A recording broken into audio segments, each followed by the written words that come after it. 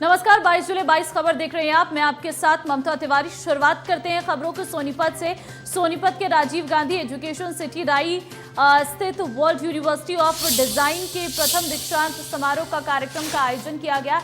कार्यक्रम में world design university में केंद्रीय मंत्री नितिन गडकरी दीक्षांत समारोह में शामिल हुए। भारत सरकार के सड़क परिवहन एवं राजमार्ग मंत्री नितिन गडकरी ने कृषि आधारित ग्रामीण अर्थव्यवस्था को मजबूती पर बल देते हुए कहा कि आत्मनिर्भर भारत के लिए जरूरी है। इसके लिए विद्यार्थियों को इस दिशा में शोध और नवीनतम तकनीकों के साथ काम करना चाहिए। उन्होंने विश्व रूप से वर्ल्ड यूनिवर्सिटी ऑफ डिजाइन के विद्यार्थियों को प्रोत्साहित किया कि वे इसके लिए नवाचार को बढ़ावा दें। मेरा आपसे सुझाव है कि जो मटेरियल बेस्ट मटेरियल है उसका उपयोग करके अगर आप वैल्यू एडिशन करके प्रोडक्ट डिजाइनिंग करोगे तो फायदा होगा। जिसमें बाबू है रूरल एग्रीकल्चर ट्राइबल इकोनॉमी हमारी बहुत प्रॉब्लम है। हमारे टोटल जीडीपी में हमारा 22% कंट्रीब्यूशन मैन्युफैक्चरिंग सेक्टर से, 52 to 56% सर्विस सेक्टर से और 12% एग्रीकल्चर से आता है। एग्रीकल्चर में 65% पॉपुलेशन एग्रीकल्चर पे डिपेंड है। तो आत्मनिर्भर भारत बनाना होगा तो we need to more concentration on rural agriculture and tribal. तो we need to find out which are the best raw material available in that area और उसमें वैल्यू एडिशन क्या कर सकते हैं। वहाँ बाम्बू है, काफी चीजें ऐसी है जिसका वैल्यू एडिशन। और चलिए आगे बढ़ते हैं। नारनौद में गांव पेटवाड़ में विकास को लेकर बिजली मंत्री रणजीत सिंह चौटाला ने कई विकास परियोजनाओं की सौगात दी। इस दौरान बिजली मंत्री रणजीत सिंह ने गांव में 220 किलोवाट और 32 किलोवाट क्षमता के 2 बिजली घर बनवाने की घोषणा की। उन्होंने कहा कि 220 किलोवाट क्षमता के बिजली पर घर बनने के लिए स्वीकृति भी प्रदान की जा चुकी है। उन्होंने कहा कि गंदे पानी की निकासी के लिए व्यवस्था करवाई जाएगी। इसके अलावा उन्होंने डिस्पेंसरी के लिए नया भवन बनवाने की बात कही है। बिजली मंत्री ने कहा कि भीषण गर्मी के कारण इस साल बिजली की मांग अधिक बढ़ने के बावजूद भी प्रदेशवासियों को निवर्ध बिजली उपलब्ध कराने की व्यवस्था की गई है। कुछ वर्ष पहले तक बिजली विभाग 37,000 करोड़ घाटे में था। ये गांव के लिए ऐतिहासिक क्षण है क्योंकि वर्षों के बाद।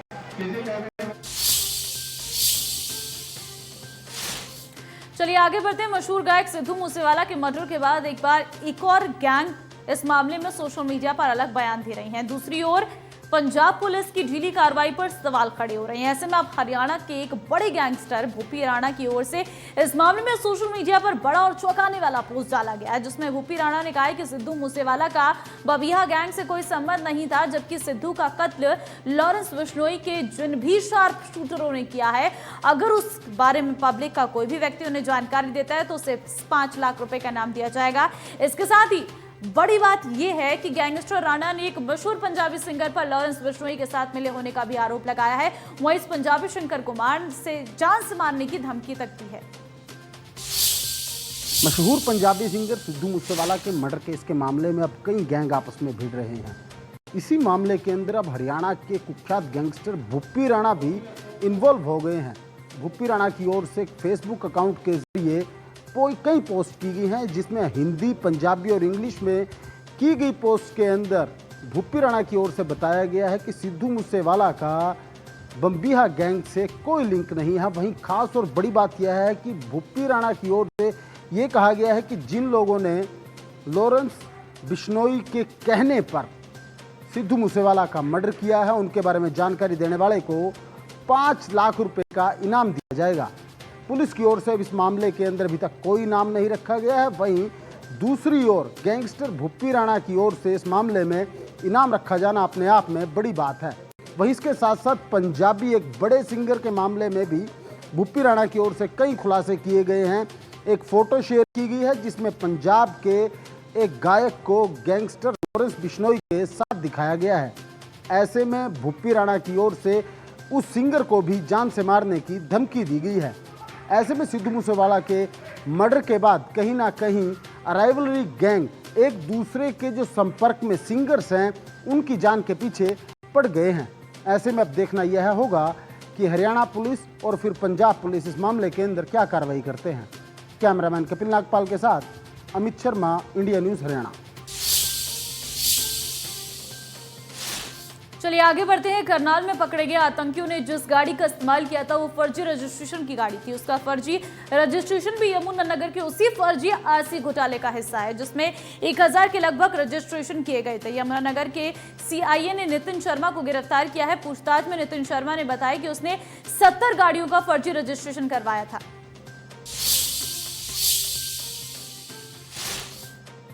आज यमुनानगर पुलिस को अहम कामयाबी मिली है।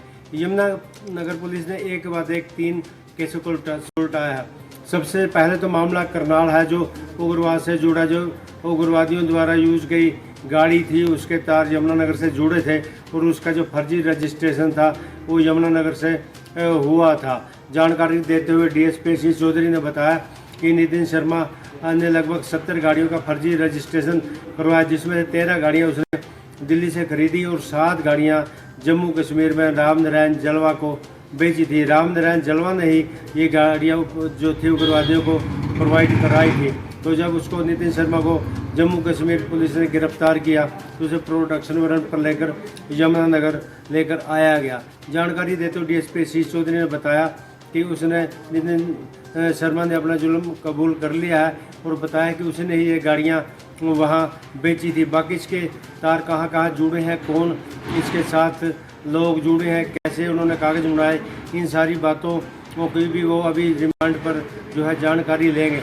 इसके अलावा जो आज पुलिस ने एक अनट्रेस मामला जो 6 मई को मर्डर हुआ और 8 मई को उसका जो है डेड बॉडी मिली थी वो भी अननोन गया था, क्योंकि उसकी जो डेड बॉडी थी उस पर चोट के भी निशान थे और जो बॉडी थी वो जंगली जानवरों के द्वारा खाई हुई थी। पुलिस ने इसका अनट्रेस का मामला दर्ज किया और इसको पोस्टमार्टम में हाउस में रखवा दिया।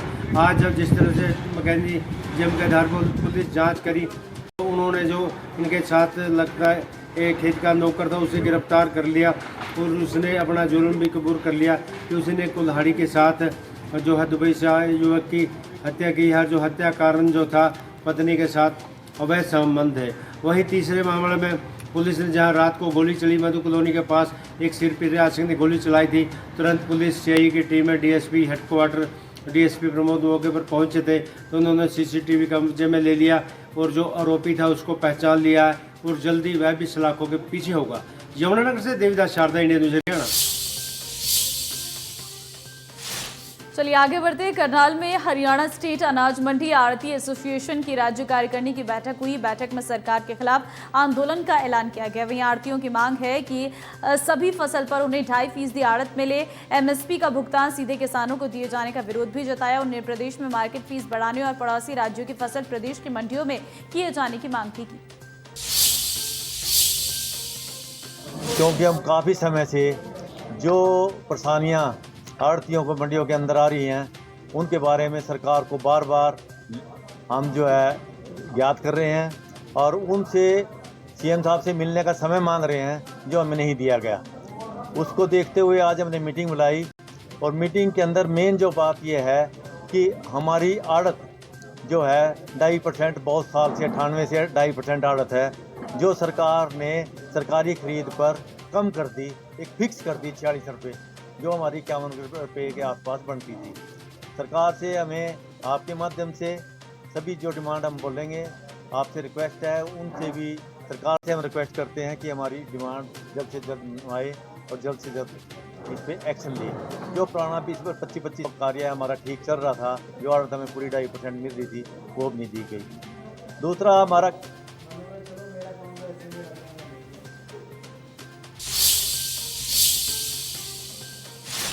गतपुरी टोल को लेकर पहले दिन से ही विरोध किया जा रहा है। आज टोल को लेकर धरने पर बैठे 12 दिन हो चुके हैं, लेकिन इसके बावजूद भी कोई भी फैसला अभी तक नहीं निकलकर सामने आया है। लेकिन फूल पर बैठी कमेटी ने शनिवार का समय एनएचआई को दिया और शनिवार का इसी को लेकर इंडिया न्यूज़ की टीम गतपुरी टोल पर पहुंची और वहां पर बैठी महिलाएं कीर्तन कर विरोध करती हुई दिखाई दी। लगातार जो गतपुरी टोल है उसको लेकर के जो लोग मामला है वो कहीं ना कहीं गरमाया हुआ और इसी को लेकर के इंडिया न्यूज़ की टीम जो है गतपुरी टोल पर पहुंची है और लगातार पहले दिन से ही जो भीड़ है, जो गांव के लोग हैं, महिलाएं हैं, राजनेता हैं, वो कहीं ना कहीं टूल पर विरोध प्रदर्शन जो है अपना करता हुआ साफ तौर पर दिखाई दे रहे हैं। लेकिन अगर फिलहाल की अगर बात की जाए तो फिलहाल जो टूल पर जो लोग हैं वो मौजूद हैं और भारी संख्या में महिलाएं जो हैं वो कीर्तन भजन कर करके विरोध प्रदर्शन जो है वो जता रही हैं। शुरू से ही लगातार इस टूल को लेकर के जो नेताएं हैं वो भी कहीं ना कहीं इसका विरोध कर रहे हैं और गांव के जो लोग हैं, पंचायत हैं, वो भी टूल को लेकर के विरोध कर रही हैं। और इसी को लेकर के हम यहाँ टूल टैक्स पर पहुंचे हैं और देखिए एक बार आपको दिखा दूं, देखिए महिलाएं देखिए किस तरीके से जो इस टूल को लेकर के कीर्तन कर करके विरोध को साफ तौर पर करती हुई साफ दिखाई दे रही हैं। लेकिन देखिए इस ओर देखिए कुछ बुजुर्ग भी हैं बैठे हुए और टूल पर जो है पुलिस भी यहाँ तैनात की गई और इनकी तरफ से शनिवार का जो समय है वो दिया गया है कि इसमें जो आगे की जो रणनीति इनकी जो होगी उसमें क्या किया जाएगा। क्या रणनीति रहेगी आपकी? शनिवार का समय दिया गया है संचालकों को। देखिए, हमारी रणनीति ये है कि ये जो हमारी कमेटी है सब बैठ कर के बात करेंगे और शनिवार को, क्योंकि वो लगातार यहाँ 2 दिन से NHI के अधिकारी भी और क्यूब कंपनी जिन्होंने ये ठेका ले रखा है उनके अधिकारी भी यहाँ पर टोल पर आकर के हमारे किसान यहाँ पर बैठे हुए हैं उन सब से बात करना चाहते थे। हम लोग उनके बीच में भी थे। हमने उनको कह दिया था कि हमारी कमेटी का सामूहिक निर्णय होता है और जब सामूहिक निर्णय होता है तो सबसे बैठ के चर्चा होने के बाद हम आपके बीच में आएंगे। देखिए इनका साफ तौर पर कहना है कि कोई शनिवार को कहीं ना कहीं टूल को लेकर के कोई बड़ा फैसला जो है इनकी कमेटी की तरफ से लिया जाएगा। कमेटी बैठेगी और इस टूल को लेकर के विचार करेगी कि इस आगे की जो रणनीति है वो किस तरीके से की जाए, इस टूल को किस तरीके से यहाँ से हटाया जाए। और लगातार पहले दिन से ही जो पंचायत है और जो लोग हैं यहाँ धरने पर बैठे हुए और इस टूल को लेकर के विरोध प्रदर्शन जो है वो साफ तौर पर करते हुए दिखाई दे रहे हैं। लेकिन अब इसमें देखने वाली बात ये होगी कि आखिरकार ये टूल चालू होता है या नहीं, क्या इन लोगों का जो धरना है वो कामयाब हो पाता है कि टूल यहाँ से हट जाता है या नहीं। फरीदाबाद से इंडिया न्यूज़ के लिए जयप्रकाश भाटी। चलिए आगे बढ़ते हैं। अंबाला के सभी सरकारी कार्यालयों और भीड़भाड़ वाले इलाकों में सीसीटीवी कैमरा लगाने के निर्देश मुख्य सचिव संजीव कौशल ने डीसी अंबाला को दिए हैं। सुरक्षा व्यवस्था कड़ी करने हेतु निर्देश जारी किए गए हैं।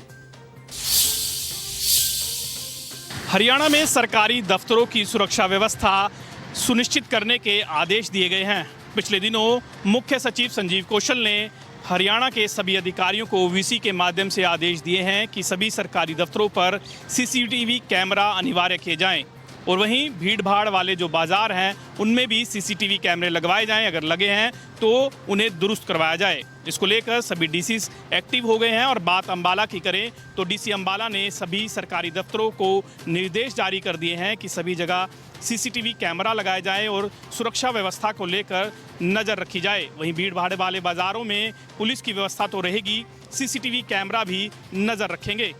अमन कपूर, इंडिया न्यूज़ हरियाणा, अंबाला।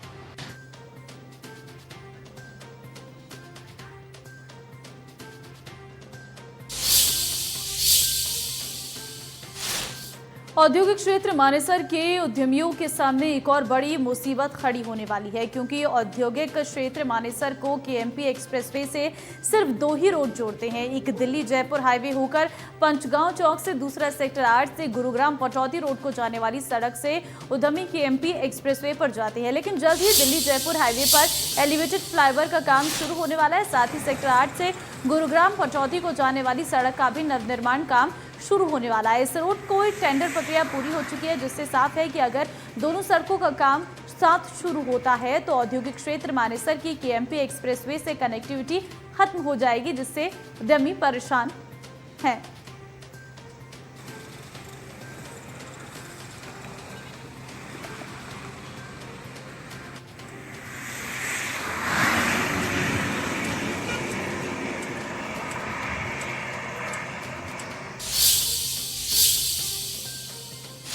खबर बहादुरगढ़ से। बहादुरगढ़ के फन टाउन वाटर पार्क में झूला टूटने से भीषण हादसा हो गया, जहां झूला झूलने के एक ही परिवार के 3 बच्चे गंभीर रूप से घायल हो गए हैं। तीनों बच्चों के हाथ, पैर और सिर में चोटें आई हैं। गंभीर हालत में बच्चों को बहादुरगढ़ के डीडीके हॉस्पिटल में भर्ती करवाया गया है। परिजनों ने बताया कि हादसे के वक्त पार्क के कर्मचारी मौके से भाग गए, जिसके चलते घायल बच्चों को न फर्स्ट एड मिला और न ही एम्बुलेंस दी गई।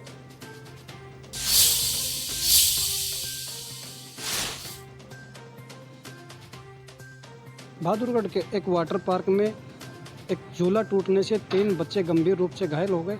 आनन फानन में इन बच्चों को एक निजी अस्पताल में भर्ती कराया गया, जहां पर इनका इलाज चल रहा है। और फिलहाल की बात करें तो इन बच्चों की हालत स्थिर बताई जा रही है। पुलिस के अनुसार ये खिलौना ट्रेन थी जिसमें बच्चे झूल रहे थे और ड्राइवर की गलती से ये बच्चे गंभीर रूप से घायल हो गए, जिसके बाद पुलिस ने मामला दर्ज कर ड्राइवर की खोजबीन शुरू कर दी है। लेकिन जिस समय यह हादसा हुआ उस समय कोई भी कर्मचारी वहाँ पे नहीं मिला। सभी कर्मचारी वाटर पार्क से भाग निकले, जिसके बाद परिजनों की सहायता और अन्य लोगों की सहायता से इन बच्चों को अस्पताल में भर्ती करवाया गया। इंडिया न्यूज़ के लिए झज्जर से जगदीप राजा। फतेहाबाद से 3 नाबालिग युवतियां संदिग्ध परिस्थितियों में लापता हो गई। फिलहाल पुलिस युवतियों की तलाश में जुटी है। जानकारी के अनुसार फतेहाबाद के सरकारी स्कूल में पढ़ने वाली युवतियां 3 दिन पहले सुबह स्कूल जाने के लिए घर से निकली थी, लेकिन जब तीनों स्कूल खत्म होने के बाद भी घर नहीं पहुंची तो परिजनों से स्कूल में पता किया गया। फतेहाबाद शहर के संदिग्ध परिस्थितियों में 3 स्कूली छात्राओं के लापता होने का मामला सामने आया है। भटभाटिया कॉलोनी से 2 और ठाकर बस्ती से 1 युवती लापता हुई है। ये तीनों युवतियां आपस में सहेलियां बताई जा रही हैं और तीनों ही नाबालिग युवतियां 2 दिन से लापता हैं। जिसके बाद परिजनों ने शहर पुलिस को मामले की सूचना दी और पुलिस के द्वारा गुमशुदगी का मामला दर्ज करके इन युवतियों की तलाश शुरू कर दी गई है। फतेहाबाद के शहर थाना प्रभारी ओम प्रकाश चुग ने बताया कि गुमशुदगी का केस दर्ज कर लिया गया है और तीनों नाबालिग युवतियों की तलाश की जा रही है। तीनों ही एक ही स्कूल में पढ़ती हैं और बताया जा रहा है कि एक साथ ही घर से निकली थी, जिसके बाद इनके फ़ोन की लोकेशन भी ट्रेस की जा रही है और 1000 रुपये लेकर एक युवती अपने घर से निकली थी, ये भी पता जांच में चला है। फतेहाबाद से इंडिया न्यूज़ हरियाणा के लिए जितेंद्र मोंगा। भिवानी के ढाणा रोड स्थित एक कबाड़ी की दुकान में चौकीदार की हत्या के मामले में पुलिस ने भारी मुशक्कत के बाद 2 आरोपी को गिरफ्तार किया है, जिसमें से एक आरोपी असम से है। आसाम से आकर युवक ने सुरेंद्र नामक व्यक्ति की गला दबाकर हत्या कर दी थी। पुलिस के अनुसार पैसे की चाहत में सुरेंद्र की हत्या कर दी गई थी।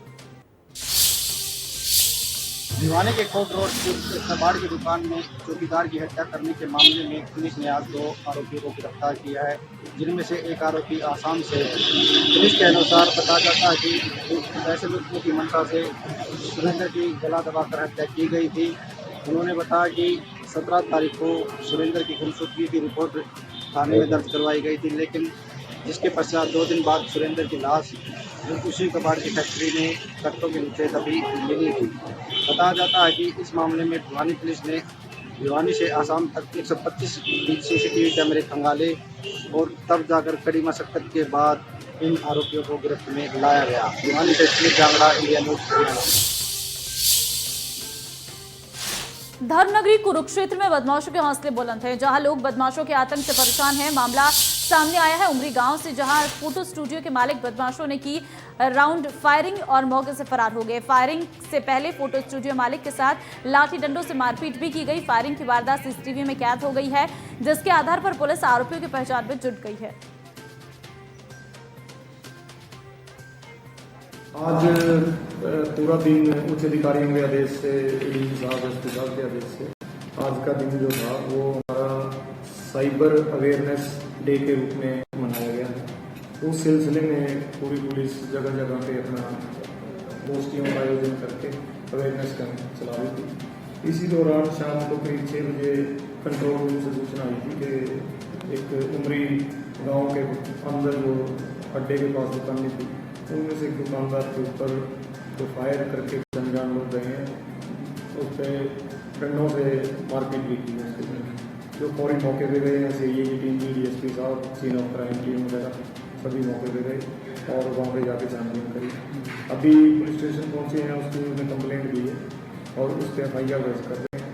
और इस पिछले 3-4 घंटे के दौर में जगह जगह पे नाके लगा के और कैमरा वगैरह की सेटिंग है, उनकी अपराधियों की पहचान करके और उनको धरपकड़ करने के पूरे प्रयास है। पुराना उपमंडल के गांव रायपुर में राजकीय वरिष्ठ माध्यमिक विद्यालय की कक्षा 9वीं की छात्रा सुवालिया ने राष्ट्रीय मीनस मेरिट छात्रवृत्ति प्रतियोगिता सत्र 2021-22 में चयनित होकर पूरे गांव, जिले और प्रदेश का नाम देश स्तर पर रोशन किया है। खास बात यह है कि सुवालिया की मां उसी विद्यालय में मिड डे मील वर्कर भी है। एक मां के लिए इससे गौरवपूर्ण और क्या हो सकता है। सुवालिया के इस उपलब्धि को सक्षम बिटिया अभियान के अंतर्गत लड़कियों को शिक्षा के प्रति जागरूक करने के उद्देश्य से पीरामल फाउंडेशन और जिला शिक्षा विभाग नू के संयुक्त प्रयास से विद्यालय स्तर पर सम्मान समारोह का आयोजन किया गया, जिसमें मुख्य अतिथि के रूप में पहुंची उपमंडल अधिकारी नागरिक मनीषा शर्मा ने सुवालिया को प्रशंसा पत्र देकर सम्मानित किया और उसके उज्जवल भविष्य की कामना की।